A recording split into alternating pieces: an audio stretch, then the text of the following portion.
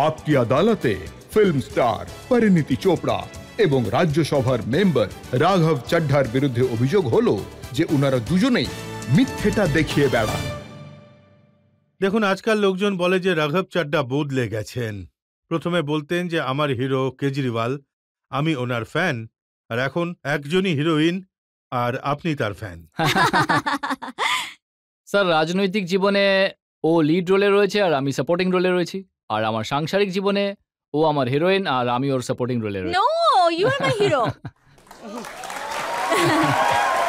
দেখুন স্যার, না সোনা, ইউ আর মাই হিরো। রাজনীতি হলো দেশের জন্য আর পরিণীতি হলো মনের জন্য, তো দুটো নিজের নিজের জায়গায়। একটা ভালো জিনিস হচ্ছে স্যার, আপনার দৌলতে আমরা আজ অনেক রোমান্টিক লাইন শুনতে পাচ্ছি। আবার কাল থেকে এসব বলা বন্ধ আরে হয়ে এত যাবে। ক্যামেরা লাগানো রয়েছে তো। স্যার ওটাই তো, আমি ঘরেতে এত রোমান্টিক কথা শুনতেই পাই না। যখন তোমার রোমান্টিক লাইন শোনার ইচ্ছে করবে তখন আমি তোমাকে এই শোয়ের ভিডিও পাঠিয়ে দেবো, ওটা দেখেই তুমি মন ভরিয়ে নিও। দেখুন, পাঞ্জাবে উনি একটা গান গেয়েছিলেন, এক মৌকা কেজরিওয়াল নু, হ্যাঁ, কিন্তু কেউ আমায় লিখেছে এখন ওই গানটা এরকম হয়ে গেছে, এক মৌকা পরিণাল মেনু। এক মৌকা পরিণাল মেনু। না না না না, লাইফ লং সুযোগ, লাইফ লং সুযোগ। ইনফ্যাক্ট আমি তো মনে করি সুযোগ আমি পেয়েছি, কারণ যখন আমাদের বিয়ে হতে যাচ্ছিল অ্যান্ড যখন হয়ে গেল, সবাই আমায় বলেছে ইন্ডিয়ার সবচেয়ে এলিজিবল ব্যাচেলরকে তুমি বিয়ে করে নিলে। তো আই ফিল আমি তো সুযোগ পেয়েছি, ও পাইনি। তো আপনার কি মনে হয় না যে এলিজিবল ব্যাচেলারকে আপনি বিয়ে করলেন, হ্যাঁ, পুরো পাঞ্জাব সরকারের চাবিকাঠি ওনার কাছে রয়েছে? ও এর উত্তর তো ওকেই দিতে হবে। I don't know this. এরকমটা আমি একেবারেই নই স্যার। আমাদের পাঞ্জাব পরিবার বেশ হাসি খুশি পরিবার, সেখানে প্লিজ ঝগড়া লাগিয়ে দেবেন না। আরে ঝগড়াটা আমি লাগাচ্ছি না, এটা তো রাহুল গান্ধী বলেছিলেন পাঞ্জাবে ক্যাম্পেইন করার সময়। এই পাঞ্জাব সরকার চলছে রিমোট কন্ট্রোলে, আর রিমোট কন্ট্রোলের শর্ট ফর্ম হলো আরসি, আর আরসি মানে হলো রাঘব চড্ঢা। স্যার, পাঞ্জাব রিমোট কন্ট্রোলে চলে, আমি এটা স্বীকার করছি। তবে ওই রিমোট কন্ট্রোল পাঞ্জাবের জনগণের হাতে রয়েছে। ওনাদের যখন চ্যানেল বদলানোর হয় চ্যানেল বদলে দেন, আর এখন একটাই চ্যানেল চলছে, আম আদমি পার্টি, অনেক দিন ধরেই, আর এখন এটাই চলতে থাকবে, এমনটা আমি ঈশ্বরের কাছে প্রার্থনা করছি। আর স্যার, পার্টি যে দায়িত্ব আমাকে দিয়েছে আমি সেটা করি। পার্টি আমায় পাঞ্জাবে একজন পরামর্শদাতা হিসেবে কাজ করতে বলেছে, আর সেটা আমি আমার বড় দাদার মতো পাঞ্জাবের মুখ্যমন্ত্রীর সঙ্গে পালন করছি। আমাদের সম্পর্কটা ভালোবাসার। উনি আমার দাদা ছিলেন, আছেন, থাকবেন। আর এটাও একটা ব্যাপার যে যখন উনি আম আদমি পার্টিতে এলেন, তো ওনার আম আদমি পার্টিতে প্রথম যে বন্ধু ছিলাম সেটা আমি। উনি 2014-তে আমাদের পার্টি জয়েন করেন। উনি পার্টিতে যোগ দেওয়ার পরপরই যদি কারোর সঙ্গে কাজ করার দায়িত্ব ওনার ঘাড়ে পড়ে থাকে, সেটা কিন্তু আমার সঙ্গে ছিল। তারপর পুরো ওনার প্রথম লোকসভায় এমপি কার্যকালে আমি কিন্তু ওনার সঙ্গে লোকসভায় গিয়ে কাজ করতাম। তো আমাদের মধ্যে একটা দারুণ সম্পর্ক রয়েছে। যেমনটা আগেই আমি বলেছি, ওনার বিয়ের সব ব্যবস্থাই আমি করেছি, কিন্তু বিরোধীরা, যেমন আপনি বলেছিলেন, রাহুল গান্ধী আর অন্যান্য নেতারা চেষ্টা করেছে যে এই পরিবারে যদি একটু ফাটল ধরানো যায়, একটু ঝগড়া লাগানো যায়। আকালি দলের নেতা দলজিৎ সিং চিমা উনি বলেন যে কেজরিওয়াল জি একজন সুপার সিএম বানিয়ে দিয়েছেন পাঞ্জাবে। স্যার, আমি হলাম পাঞ্জাবের সুপার সেবাদার, সুপার সিএম নই। আর আমরা যখন আলাদাভাবে বসি, আমরা পাঞ্জাবের ব্যাপারে কথা বলি, কার কি দায়িত্ব রয়েছে, কে কেমন কাজ করছে, এই সমস্ত আলোচনা আমরা করি। আমরা পাঞ্জাবের কৃষকদের সমস্যা দূরীকরণ থেকে শুরু করে পাঞ্জাবের যুবদের নিয়ে কাজ করছি। এটা আমার মনে হয় যে, দেখুন, অমরিন্দর সিং তো পাঞ্জাবের মুখ্যমন্ত্রী ছিলেন, অনেক অভিজ্ঞ নেতা। উনি বলেন যে সব ফাইল রাঘব চড্ডা ক্লিয়ার করেন, ভগবন্ত মান তো তাতে শুধু সই করেন। যাকে তবু তো আমাদের আমলে ফাইল ক্লিয়ার হচ্ছে, ওনাদের আমলে তো ফাইলও ক্লিয়ার হতো না। ওই সময় যে পরিস্থিতি ছিল, আকালি দলের সরকার হোক বা কংগ্রেস সরকার হোক, তার থেকে এখন অনেক ভালো সরকার চলছে। এখন যিনি পাঞ্জাবের মুখ্যমন্ত্রী, তার নেতৃত্বে সরকার চলছে। আর ভোট যখন চলছিল তখন আমি শুনেছিলাম যে পরিণীতি ইলেকশন লড়বে আম্বালা থেকে। স্যার, এটা একদম ঠিক কথা। এই ধরনের একটা গল্প ছড়িয়ে দেওয়া হয়েছিল যে ও হয়তো চণ্ডীগড় থেকে ভোটে লড়বে বা হয়তো আম্বালা থেকে ভোটে লড়বে। আমার মনে হয় যে এই ধরনের রিউমার যখন কোনো নেতার বিয়ে হয়, তাও আবার কোনো অভিনেত্রীর সঙ্গে, তো এই ধরনের জিনিস রিউমার ছড়াতেই থাকে। আর যতটা আমি জানি ও পলিটিক্সের পিও বোঝে না। আ আর এসব একেবারেই ভিত্তিহীন। আমি যখন ওই আর্টিকেলটা দেখি প্রথমে তো ওকেই পাঠাই। আর ও খুব মজা পেয়েছিল আর খুব হেসেছিল প্রথমে ওই আর্টিকেলটা দেখে। তবে মিথ্যের তো হাত পা হয় না, কেউ একজন রটিয়ে দিয়েছে, ওখানেই ব্যাপারটা থেমে গেছে। তো আপনি পলিটিক্সের ব্যাপারে কিছুই জানেন না? স্যার আপনি প্রশ্ন করবেন না তো এইসব ব্যাপারে? কোনো প্রশ্ন করব কোনো না। টেস্ট নেবেন না তো? না, না, একদম না। স্যার খুবই কম জানি। আর আমি আপনাকে বলতে চাইবো যে এই জন্য নয় যে আমি আমি কোনো বুদ্ধু, বোকা, আমি কিছুই জানি না দেশে কি চলছে, সেসব মোটেই না। আমি শুধু এটা বলতে চাইছি যে আমার পার্সোনালিটি এমন যে আপনি আপনি যে টপিকে কথা বলুন না কেন, সেটার ব্যাপারে আমি যদি না জানি, তাহলে আমি নিজের ওপর খুব রাগ করি। আর আমি বাড়ি গিয়ে সেটা নিয়ে এত লেখাপড়া করি যে চেষ্টা করি যাতে আমি এক্সপার্ট হয়ে যাই। এটা একদম সত্যি যে আমি এই জিনিসটা দেখে অবাক হয়ে যাই যে পরীর নাসার অপারেশনের ব্যাপারেও জ্ঞান রয়েছে। আর একটা খাবারের রেসিপি কি হওয়া উচিত, তাতে কি কম হয়েছে সেটারও জ্ঞান রয়েছে।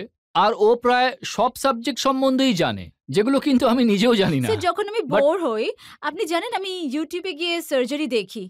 আমি এইসব দেখি। আমার জীবনে এত ভেরিড ইন্টারেস্ট রয়েছে যে প্রত্যেকটা জিনিস আমাকে এক্সপার্ট হতে হবে। আর একটাই জিনিস ছিল যাতে আমার ইন্টারেস্ট ছিল না, সেটা হলো পলিটিক্স। স্যার কিন্তু পলিটিক্স এখন যখন আমি আসছিলাম, আপনারা তো জানেন যে থিওরিটিক্যালি চেষ্টা করব যে আমি সবকিছু জেনে যাই, কিন্তু ময়দানে আমি কখনই নামবো না। আই থিংক একটা বাড়িতে একজন পলিটিশিয়ান যথেষ্ট। একটা খাপে একটাই তলোয়ার। না, পলিটিক্সে ওর ইন্টারেস্ট না হলেও একজন পলিটিশিয়ানের ওপর ওর ইন্টারেস্ট থাকুক, তাহলেই হবে। ইন্টারেস্ট আছে। আরে ইয়ার। আমরা আরো দু একটা প্রশ্ন নিয়ে নিই, এটা ফাইনাল রাউন্ড। রাঘব স্যার, আমি একটা কথা জানতে চাই। এটা কি সত্যি যে প্রথমে শুধু মায়ের বকুনি খেতেন আর এখন পরিণীতিজির বকুনি খাচ্ছেন? স্যার আমার ক্যারেক্টার অ্যাসাসিনেশন হচ্ছে আজ বড্ড বেশি। দেখুন, যেখানে মায়ের কথা রয়েছে, আমার মায়ের ভালোবাসাই হলো বকুনি। উনি আজ পর্যন্ত আমার ৩৬ বছর হয়ে গেল, আজ পর্যন্ত কখনো জড়িয়ে ধরে আমার মাথায় চুমু খাননি, আমার মাথায় কখনো হাত বুলিয়ে দেননি। এইরকম ভালোবাসা উনি দেননি। কিন্তু যখন উনি বকা দিয়ে আমায় কথা বলেছেন, ওটাই কিন্তু ওনার ভালোবাসা ছিল। আর ওই ভালোবাসাটাই আমি বুঝি। তাই মায়ের ভালোবাসা এমনই হয়, মায়ের মমতা এমনই হয়। আমার মায়ের স্নেহ, আমার মায়ের ভালোবাসাটা ঠিক এরকমই। আর যদি আমি আমার স্ত্রীর কথা বলি, বকা একদমই দেয় না। সব বলছেন আমাদের। দেখুন আমরা বোঝাপড়া করে নিই। আমি আমার ভুল স্বীকার করে নিই, আর ও আমার সঙ্গে একমত হয়ে যায় যে হ্যাঁ আমারই ভুল ছিল। ব্যাস হয়ে গেল, সব প্রবলেম ঠিক হয়ে যায়। ভুল সবসময় তোমারই হয়। সব সময় একজনেরই ভুল হয়? No comments. দেখুন, বিবাহিত জীবনের একটা মন্ত্র রয়েছে। এটা যদি আপনি বুঝে যান, তাহলে খুব সফল বিয়ে হবে। আর সেটা হলো happy wife is happy life. বউ খুশি তো জীবন খুশি। আর বউকে আমি খুশি রাখি, বউকে আমি সময়ও দিই। আর তাতেও আজকাল অভিযোগ আসছে যে সব সময়টা আমি বউকেই দিচ্ছি, কাজে সময়ই দিচ্ছি না। আরে আমি নিজের বউকে সময় দিচ্ছি ভাই, অন্য কারোর বউকে তো আর সময় দিচ্ছি না।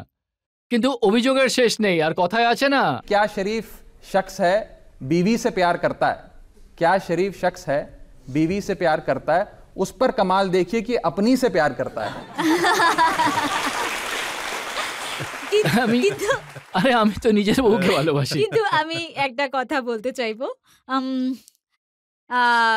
যারা আমায় এত বছর ধরে জানে, আমায় দেখে আসছে, আমি ক্যামেরার সামনে সবসময় তেমনটাই থাকি যেমনটা আমি নিজে। ক্যামেরার সামনে আমি তখন অ্যাক্টিং করি যখন আমি ফিল্মে সেটে থাকি। তো অফকোর্স আপনারা সবাই জানেন যে আমার যদি কিছু ফিল হয়ে থাকে আমি ঝট করে বলে দিই। তাই সেটা রাগ হোক, কান্না হোক, হাসি হোক, আমার মধ্যে কোনো ফিল্টার ঈশ্বর দেননি, জেনুইনলি। একদম সত্যি। আর যেমনটা আমি প্রথমেও বলেছি, আপনারা হয়তো মনে হতে পারে যে বিয়ের পর কিছু চেঞ্জ হয়ে যাবে না, আমাকে কি অভ্যেস চেঞ্জ করতে হবে, ওর মনে হতে পারে, আমারও মনে হয়। কিন্তু আমি আপনাদের একটা কথা বলি, আমি বলতে পারি he is the best husband in the world. আমি আমি আমি এত বেশি ড্রামা কুইন, আমার ইমোশন একদম ঝট করে বেরিয়ে আসে, সেটা কান্না, হাসি, রাগ, যা কিছু। অ্যান্ড ও আমায় কখনো বদলাতে বলেনি বা কখনোই বলেনি যে এটা করো না, ওটা করো না। কিন্তু তাও আমি এটা বলি যে এই যে লোকটা, ও আমায় একটা ভালো মানুষ বানাবেই, আরে কারণ ও such a lovely human being. He lets me be me. আর আমার যা কিছু বলার থাকে, যা কিছু করার থাকে, ও আমায় করতে দেয়। আর ও জাস্ট আ ড্রিম হাজব্যান্ড, যেরকম সব মেয়ে চায়।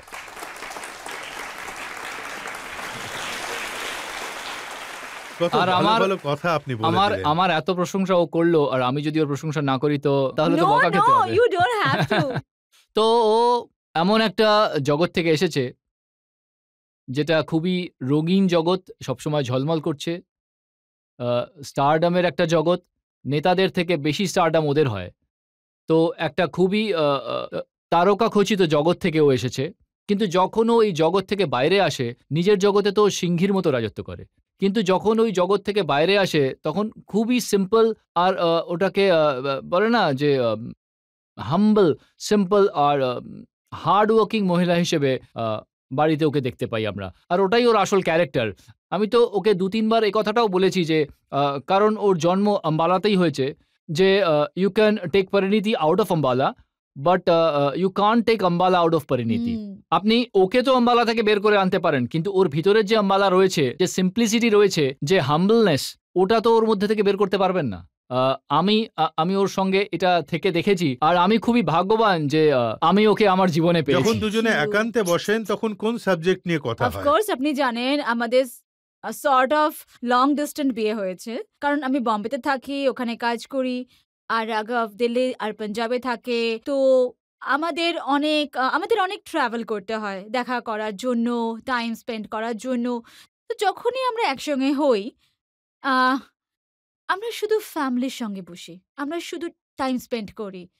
অ্যাকচুয়ালি আমাদের বিয়ের আগে এত লম্বা ডেটিং হয়নি, আমরা বিয়ে প্রথমে করেছি, এখন আমাদের ডেটিং চলছে। আর সেখানে পলিটিক্স আর কাজের কথা হয় না, আমরা সবসময় ফ্যামিলির সঙ্গে টাইম স্পেন্ড করতে চাই। আর আমাদের দুজনের ফ্যামিলি ভীষণ সিমিলার অ্যাকচুয়ালি।